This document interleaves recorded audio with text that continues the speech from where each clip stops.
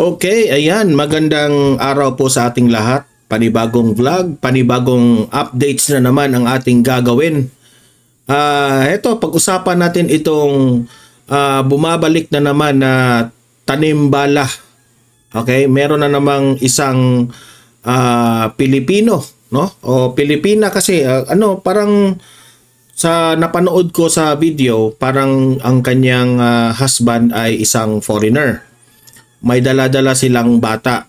At tapos, ang nangyari ay ang bag pa ng kung saan doon nakalagay ang mga kagamitan ng bata, yung mga gatas, yung mga medicine sa mga bata, doon pa nilagay ang bala. Dalawang bahaging video ang ipapakita ko sa inyo patungkol dito.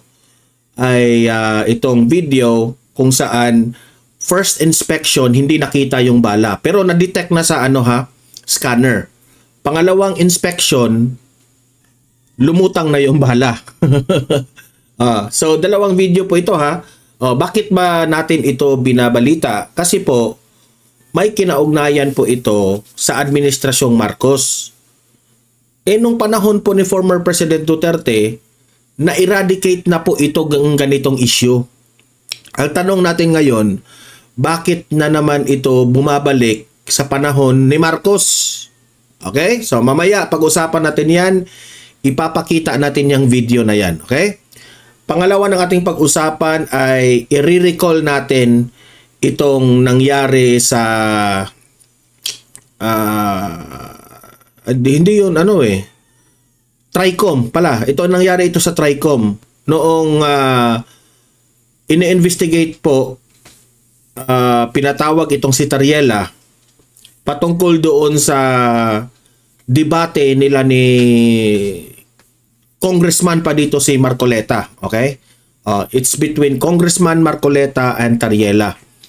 Na ito pa lang si Tariela ay umamin na nag-cheating sa PMA. Kaya hindi po siya nakagraduate.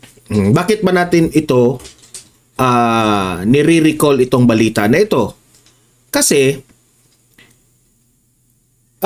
busy kasi ngayon si Tariela sa pagkaso ng mga vloggers. Si Sasugando nang naman ang kanyang kinasuhan, di ba? Busy siya ngayon sa pagdepensa sa kanyang sarili na kinasuhan niya itong si Sasrogando. Yun pala, I think si Sasrogando rin na naman ang nagpa-remember sa atin dito. Pinost ito ni Sasrogando na may nangyari palang ganito during the hearing ni Congressman Marcoleta. Tapos meron ang gumawa ng video. Ayan, yan ang sabi ko sa inyo. Matutuklasan talaga ang mga baho ninyo kapag hindi kayo fair sa inyong mga ginagawa. Okay, mamaya ipapakita ko yung video na yan Marcoleta and Tariela. Ito, last but not the least natin pag-uusapan ay itong COMELEC. May final decision na ang COMELEC patungkol po sa issue ni Abante. Dineklara na totoong kandidato sa 6th District of Maynila itong si Abante. So, tatanungin natin ngayon, ano ang magiging epekto nito, no? Guys, i-arrange muna natin itong camera natin. Ayan. Anong epekto nito?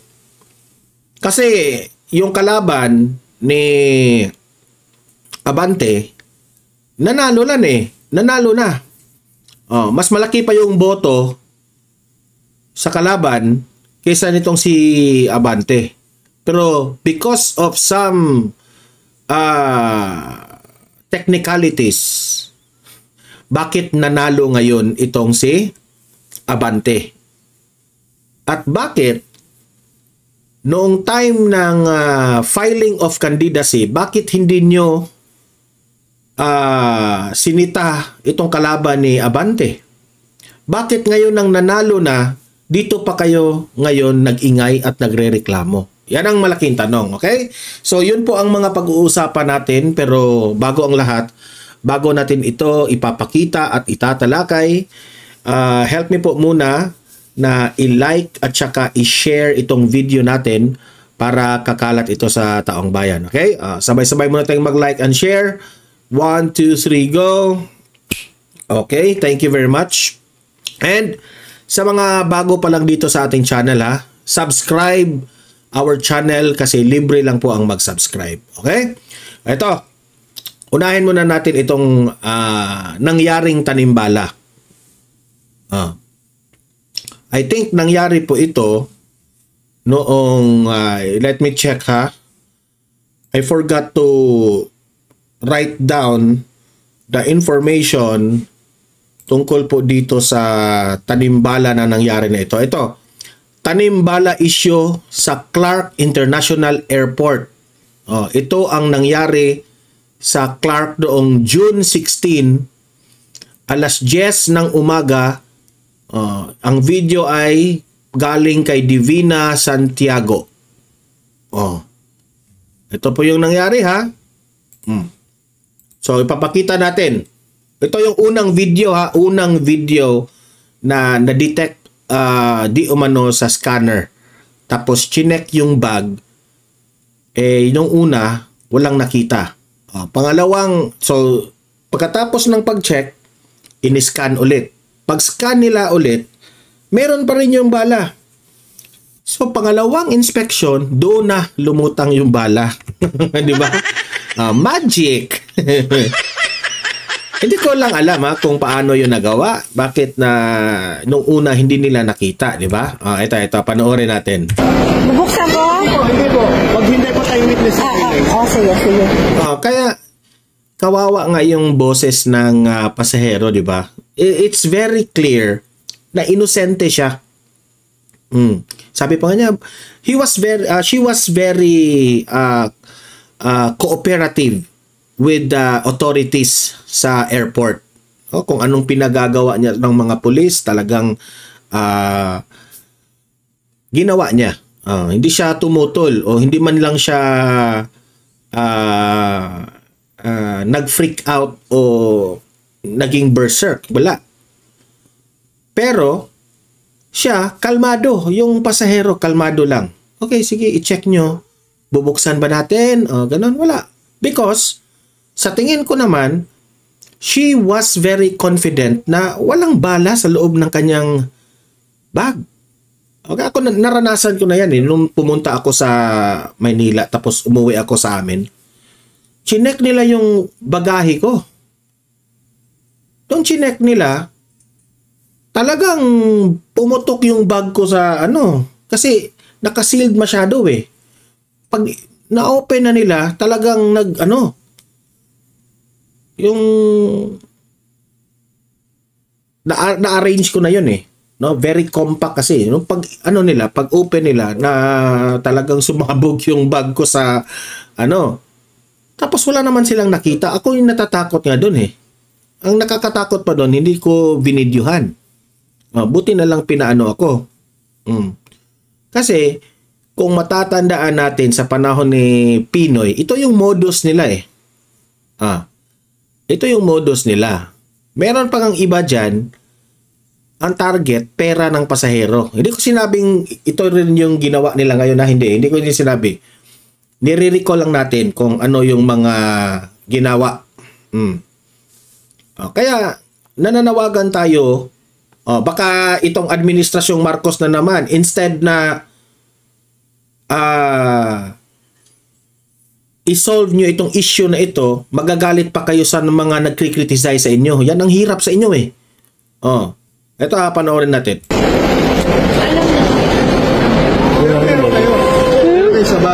Wala. Maririnig pa nyo yung bata na siguro karga-karga niya sa kabilang kamay niya. So, sa bag po ito ng bata. Okay? Nung kagamitan ng bata, I think sa ingay ng bata is mga 1 to 2 years old. Okay po. Just ka na. Han, kindly, Yeah. rin, may nagdududa rin ako dito kasi foreigner yung asawa eh. Oh. Foreigner yung asawa, what I mean by nagdududa ako? Siyempre, pipiliin, meron kasi dyan, pipili sila ng bibiktimahin nila. Sa tingin nila na meron ganyan. So kayo na lang humusga dito. I'm not trying to, ang sa akin lang dito, my concern here, bakit ko ito binivlog, is bakit nag-i-exist pa itong mga ganitong insidente?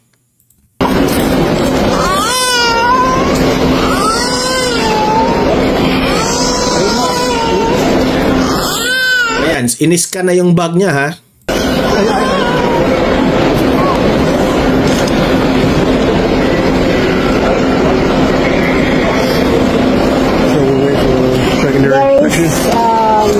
I think they're gonna say it's the bullet, the empty bullet.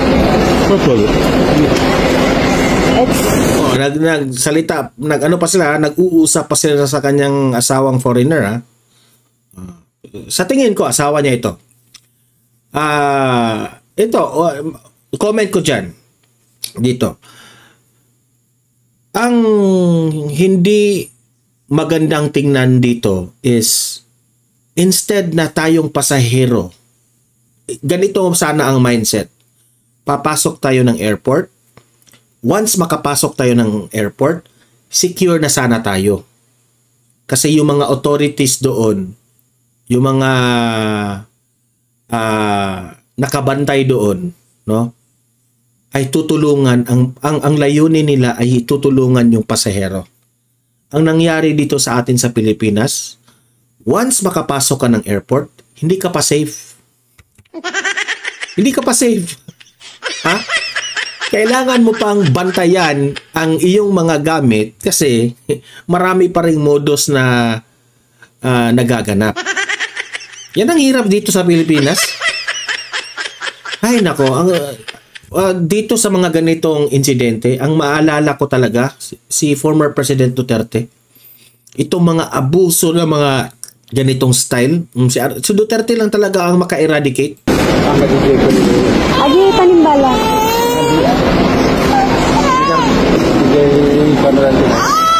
No. Posible kasing malalagyan ng bala ang kanyang bag kasi walang lock eh. Zipper lang yun eh. Baka kung saan-saan ito nalagay eh. Yun ba?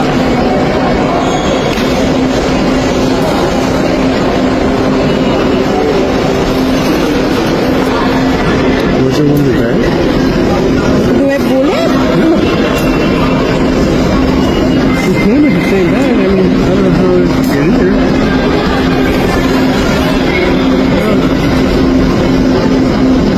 Tapos, hindi pa tayo natuto, no? Bakit yung mga biktima dito sa mga tanimbala?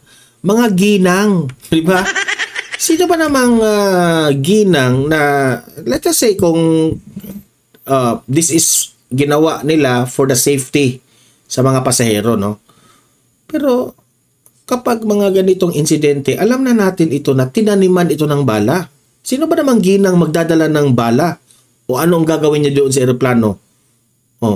Ipaputok niya doon na wala siyang daladalang jaril, di ba? So obvious na ito para lang ito ma-delay ang kanyang ang kanyang flight, no? Kung pwede maraming pwedeng mangyari dito eh.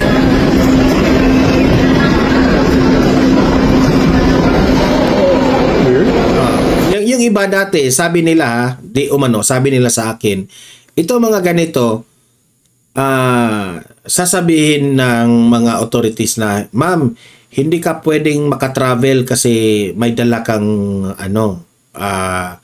bala at questionable pa yung status mo. Ganon. So, syempre, ikaw nagmamadali ka kasi gusto mo nang sumakay, yung flight mo malapit na, di ba? So, syempre magpapanik ka. So, meron raw, nagsasabi, ma'am, if gusto mo na para na lang natin ito, baliwalain na lang natin ito, magbayad ka na lang sa amin. Ganon. Di ba? Palusot ba? Gagamitin nila ngayon itong tanimbala na ito na, syempre, ikaw na pasahero ka, babayad ka na lang kaysa ma-delay yung flight mo o saka may bata pa kayong dala-dala, di ba? Kawawa tayong mga Pilipino. Meron ganun. Hindi ko sinabing ganito rin ang nangyari sa kanya. Dati ganyan. Okay?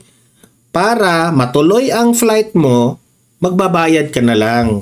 Kasi kung hindi ka magbabayad, posibleng i-investigate ka pa. Saan galing itong bala na ito? I-investigate ka pa ng mga kapulisan. Taga saan ka? Ganun, ganyan. Wala na. Time is very wasted na. Okay? So, ikaw, siguro may palusot dyan. Sige ma'am, magbayad ka na lang ma'am. Ipalusot ka na namin. Ganun, ganyan. Diba? Modus rin nila. Modus rin.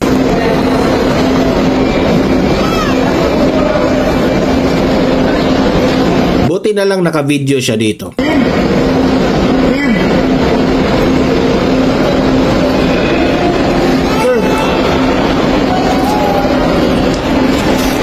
Ikaw yung magiging witness? Oo, sir. Magbubukas tayo ng bank for suspected ammunition. May cellphone pa dyan. And the passport is there, Nagdala pa sila ng witness. Ganito siguro yung proseso nila.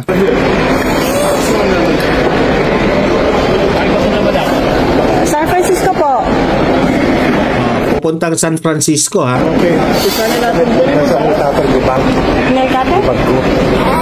Bag ni ata, papa, for baby. Eto po. Ay.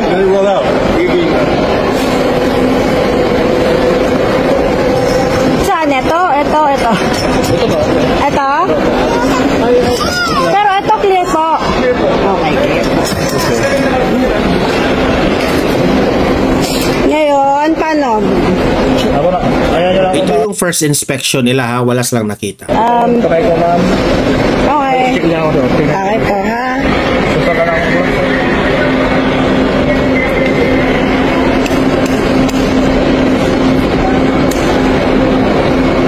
Bayad Malaysia. Bantay na lang ako, ma'am.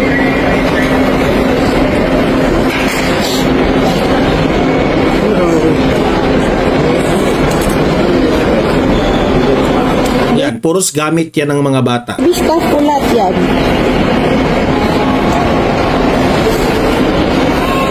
No.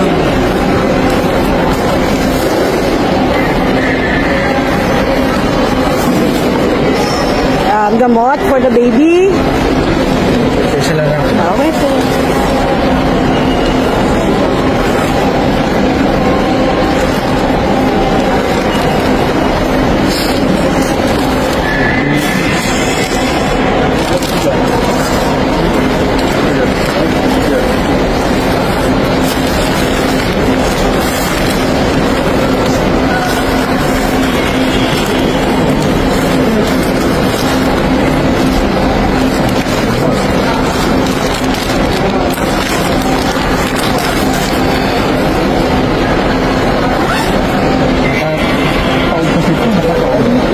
Pwede niyo po i-open the hole. Yeah.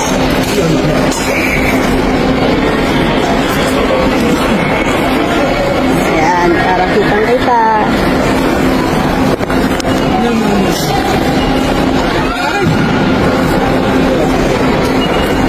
Papeles, hospital, discharge. Kawawa, galing pala sila sa hospital ng... Siguro na hospital yung baby nila, no?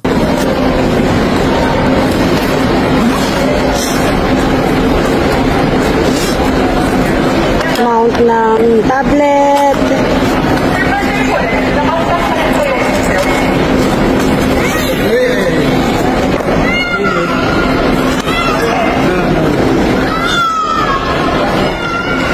Ewan ko dyan, hindi nila nakita. Pero sa pangalawang inspection, doon na lumutang. Tingnan natin, ha? Ito pa sir, meron pa po. Pera ng baby for the bunyag.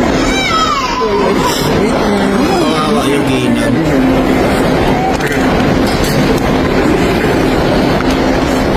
Sir, pwede niyong tanggalin lahat. Okay lang ba, ma'am? Buhay Ex ko. ulit. So, hindi nila nakita. On that video, walang nakita. Ngayon, ipapakita ko sa inyo, pangalawang video. Dahil wala silang nakita na bala doon, iniscan ulit sa x-ray. Okay? Iniscan nila ulit. Meron pa rin silang nakita na rin. Ito. Panoorin natin. Ha? Isang X-ray ulit? Sabi ng ano, Para Buksan ko? talagang wait mo na. portion na Wait. Ito. Ha? Isang X-ray ulit? Sabi niya, isang x-ray ulit. Sabi niya. So, ito yung pangalawang video, ha? Na hindi sila nakontento sa pag-inspection nila, in-x-ray nila ulit. Tapos, sinearch na naman nila, in-inspect yung bag. kayo po magbabalik po. Para ma-issue talagang saan din portion na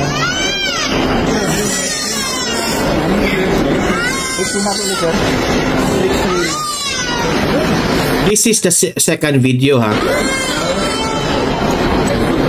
So, yung pera ko ng baby. Pera po ng baby. Ingat ka dyan, madam, ha? Kasi yung iba dyan, kinukuha, eh. Dito. Saan po yun?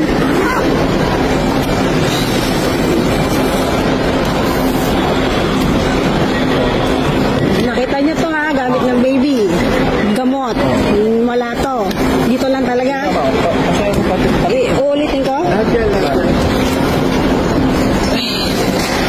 Grabing perwish yung ginawa nila dito sa ginang na ito. Pupunta ko doon?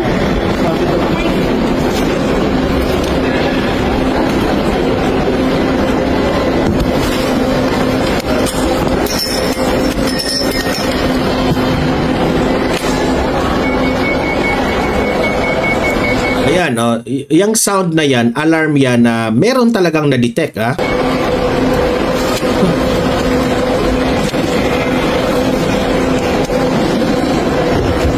Meron daw talaga eh. Yeah, something's moving. I don't know.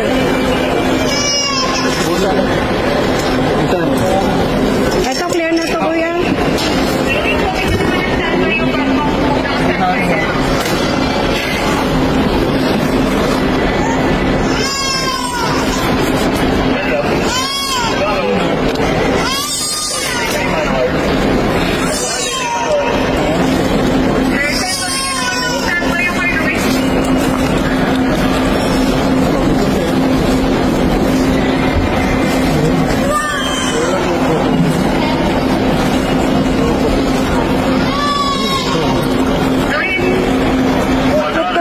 Ayan, may nakita na. Magic! Bakit may nakita na dyan? Nakita na yung bala sa pangalawang inspection nila. Kanina, napansin ko kanina, kinapkapan yan. Hindi nila napansin. Bakit ngayon sa second inspection, lumutang? Magic! Yan meron kawawa si si Manang. May bala talaga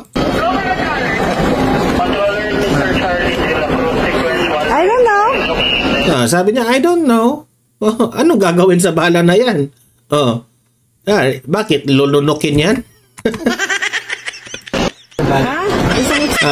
Yun ang nangyari, ha?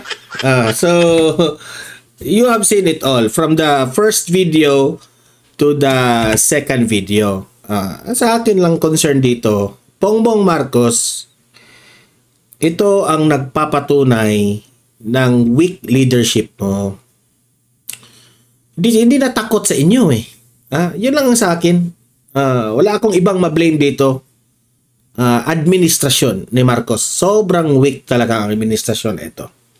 Okay, punta tayo sa next na topic natin.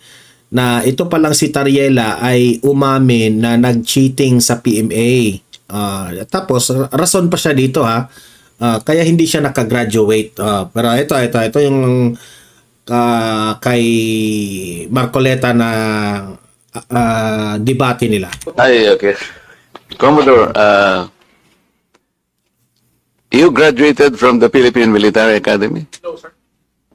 I'm 3 weeks short of my graduation. Di ba? 3 picture. Bakit? Anong nangyari? Would you like to say, or you would like to explain why you did not succeed in graduating from that great military academy? Yes, Mr. Chair. As what the chairman, General Acob, knows, we have the honor code among the Cadet Corps Armed Forces of the Philippines. I was charged of cheating with other 7 of my classmates, and it was a gentleman's agreement. Wow, gentleman's. Meron palang ganyan? Hindi ko maintindihan na mag-cheating ka because of a gentleman's agreement. Talaga? If you violate the honor code, you formally file your resignation, and then you just leave, sign the clearance, and get out of the Philippine Military Academy. And that's 3 weeks before my graduation, sir. I never insisted because I respect the honor code. You respected because nahuli ka. Ganun ba? Nagtatanong lang kami, ha? Nahuli ka ba? But did you violate the honor code? Yes, sir, we did. That's why I resigned for the good of the service. Di ba? Anong ibig kong sabihin dito? Bakit ko pinakita ito?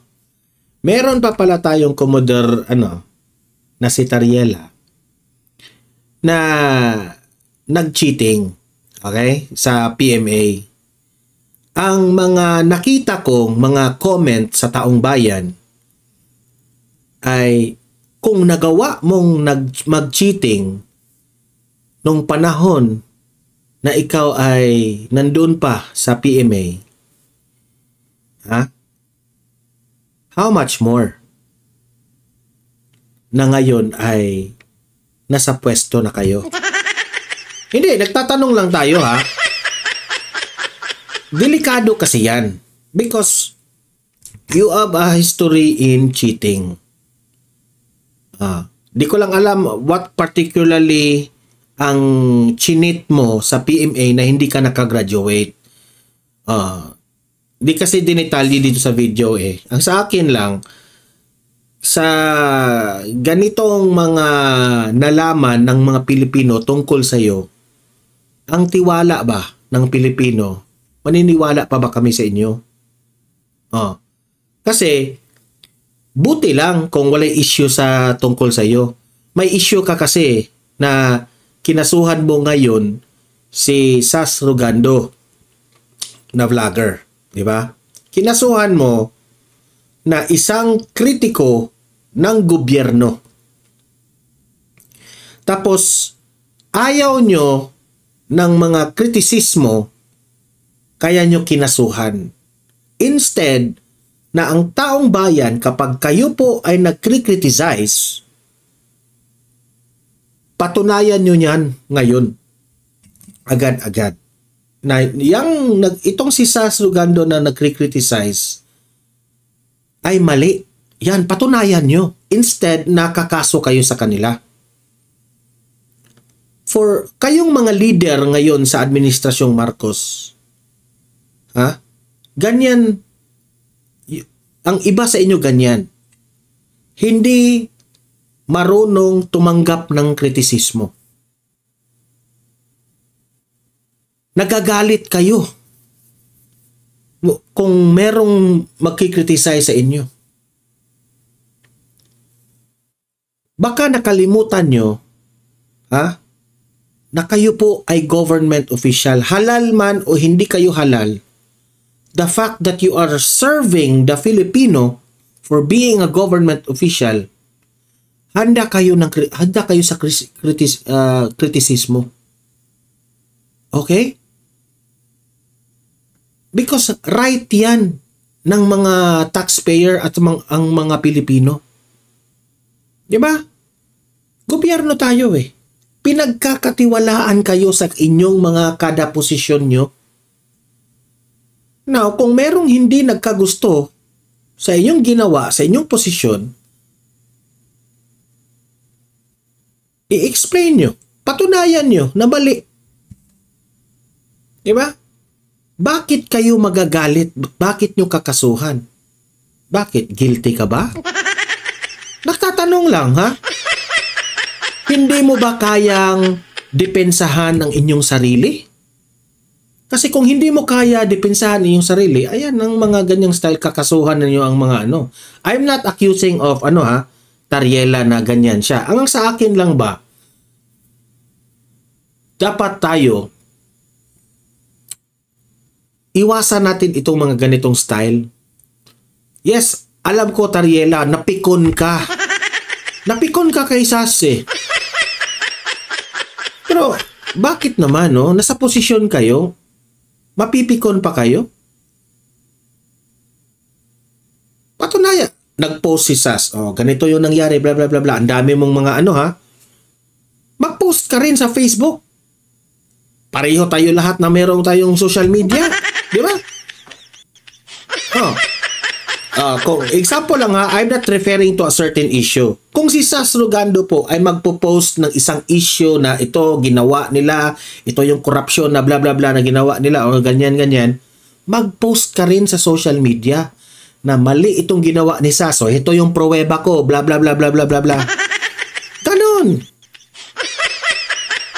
Kasi sir, kung gagawa ka ng kasuhan mo siya, hindi mo kaya ipagtanggol ang sarili mo. Di ba? Babae si Sas. O let us say, he is part of the LGBT community. LGBT ito, ikaw, kalakihang tao mo? Ha? Kalakihang tao. Ano ka, ha? Lalaki ka? You're part of the, general ka? O dati kang PMAer? Tapos, hindi mo kaya itong LGBTQ magtanggol sa iyong sarili. Kaya nag-ano ka na lang, nagpatanggol ka ng kakasuhan mo na lang. Nakakahiya kayo. Hindi, itong lahat ng sinabi kong ito opinion ko to Kasi po, parang hindi talaga maganda isipin ang isang government official na hindi nyo kaya ang isang kritisismo na idaan mo na lang sa reklamo. Hindi po siya parang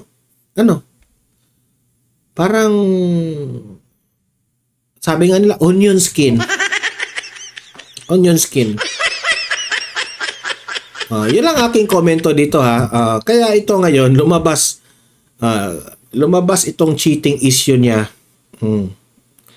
Meron na naman dyan mga taong bayan sa kaya pala cheater pala ito.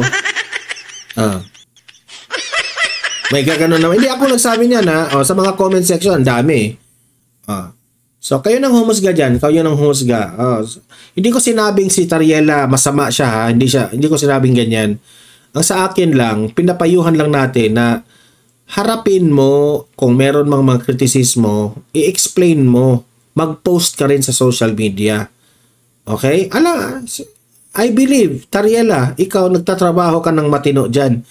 Pero, acceptahin mo na meron talagang mga magkikriticize. Yan, that's part. Saan ka ba nakakita si Tatay Digong? May kinasuhan siya dahil sinabihan siyang mamamatay tao, di ba? Wala siyang kinasuhan. Okay, punta na tayo dyan sa next topic natin na ito. Ang COMELEC, meron na pong final decision na sa issue nitong si Congressman Abante. Dineklara na po siya na totoong kandidato sa 6th District of Maynila. Ito, panoorin natin. Naglabas na ng Certificate of Finality at Entry of Judgment ang Commission on Elections sa COMELEC Anbanc pabor kay Bienvenido Benny Abante Jr. Kaugnay ito sa pagdedeklara ng COMELEC na si Abante ang totoong kandidato at nanalong kongresista sa ika-6 na distrito ng Maynila noong nakaraang eleksyon. Kaugnay nito, ipinag-utos na rin ng COMELEC sa City. Ito yung comment ko dyan. Sa mga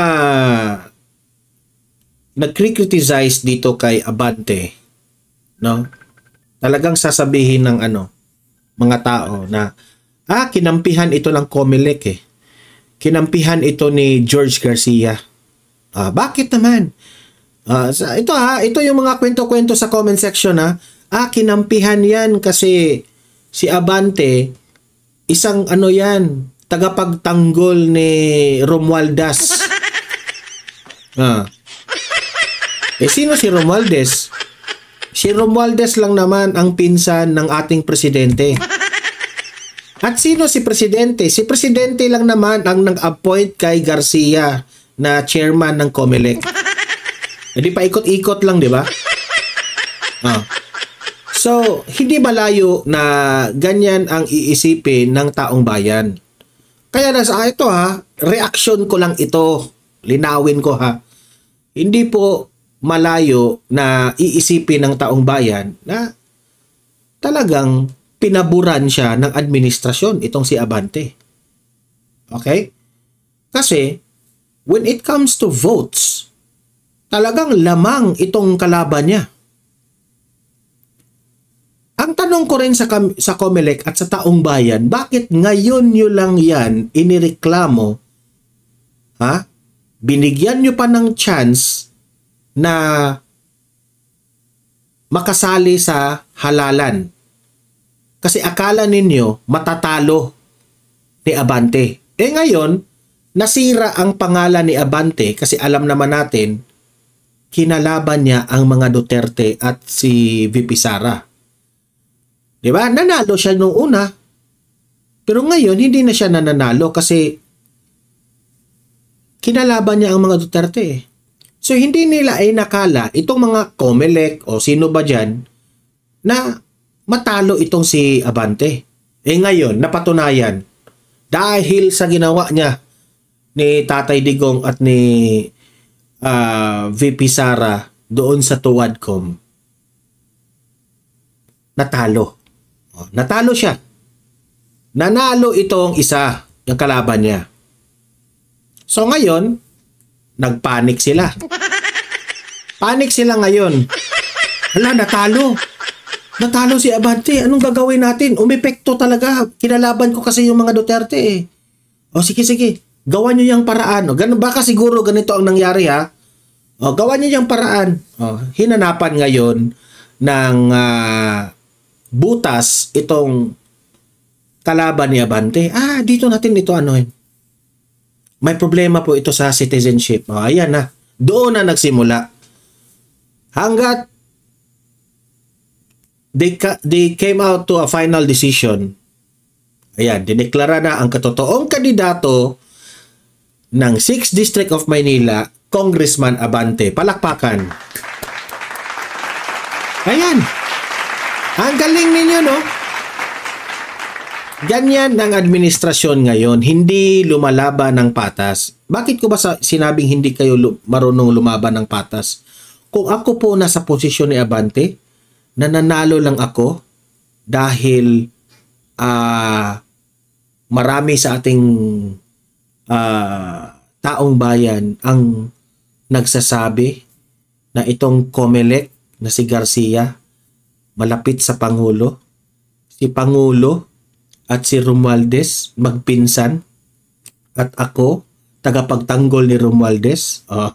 Si Abante ba? Tagapagtanggol ni Romualdez. Kaya ako nanalo. Ganon yung hindi ko sinabing merong modus yung nangyari dyan. Pero ganon ang iisipin ng taong bayan. At papayag ka ba? Nanalo ka lang dahil sa ganyan, di ba? Ako hindi ko papayag eh. Nanalo lang ako kasi because of these technicalities. Pero ang binoto ng taong bayan, yung isa. Hindi si Abante. Well, that's the final decision of the COMELEC. Wala tayong magagawa. Respetuhin natin. Pero hindi nyo maiiwasan kung ano ang sasabihin ng taong bayan. Diba? Okay, congratulations Abante. COMELEC, congratulations rin. Pero, never again. Yan ang sabi ko ha. Sa ngayon, nananaig kayo. Pero next time, ang taong bayan, never again. Sino ang masisira dito sa kabuuan nito? Bongbong Marcos. Siya ang masisira dito. Ganyan pala ang administrasyong Marcos. Diba? Ganon, ganyan, ganyan. Kung anong sasabihin. Wala na. Okay? So, kayong mga audience ko dito sa Donmar TV, libre kayong mag-comment, mag-react sa mga pinag-usapan natin. At, patuloy natin itong video ha, para naman full na lang makita nyo lahat. Board of Canvassers ng Maynila na iproklama si Abante bilang winning candidate. Walang natanggap ang COMELEC na temporary restraining order mula sa Korte Suprema pabor kay Joey Chua Uy. Pagkatapos mailabas ang desisyon ng COMELEC and Bank ay natapos noong Sabado, kung kaya minarapat ng Clerk of the Commission ng Commission na maglabas ngayong araw na ito ng tinatawag na entry of judgment. And actually, COMELEC Garcia, no, ang dami pong hindi nagugustuhan ng pamumuno mo sa COMELEC. Certificate of finality upang ang daming lapses. Na yung signales na pwede nang ipatupad, i-implement yung naging desisyon ng COMELEC. So, kayo mga audience ko dito sa Donmar TV, libre kayong mag-comment, mag-react ha. Usap-usap tayo sa comment section. Okay? Guys, i-like at saka i-share itong video na ito. Okay? Subscribe sa Donmar TV. Okay? See you in my next video. Have a great day, have a great night. God bless po sa ating lahat. Mabuhay ang Pilipinas and God save the Philippines. Bye-bye.